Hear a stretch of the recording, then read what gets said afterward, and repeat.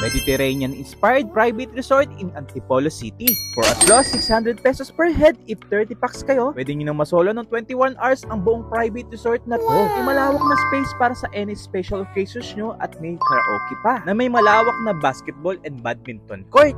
Mediterranean-inspired rooms, free of use of appliances, basic kitchenwares and utensils, Instagrammable pool area at may pa-mountain view pa. Ano, tara!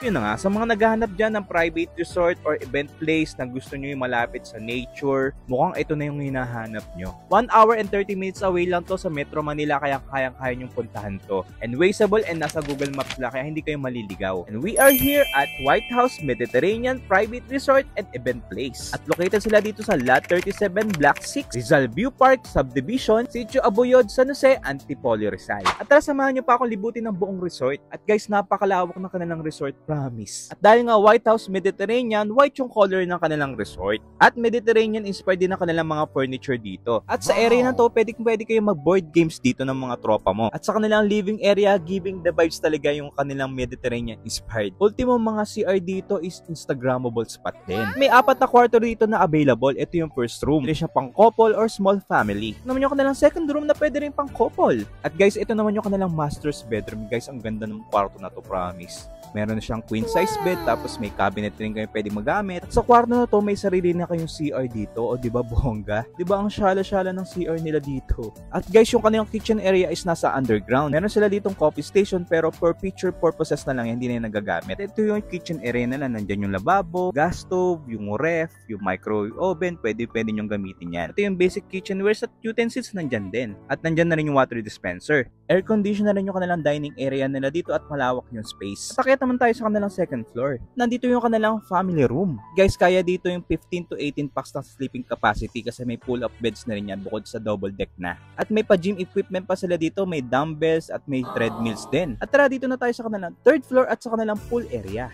Guys, ang ganda ng pool area nila, promise. Nasa mataas kayong lugar, tas ang ganda pa ng view na makikita nyo. Tapos habang nagsiswimming, o diba ganyan yung view makikita nyo rito.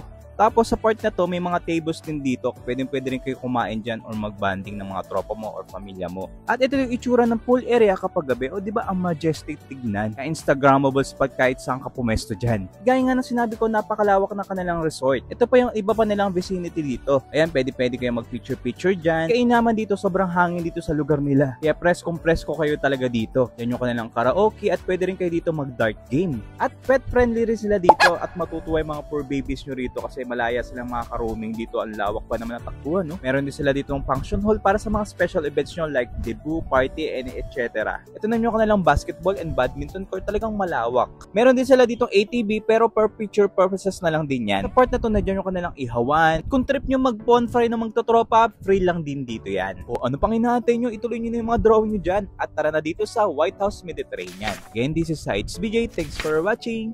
Bye!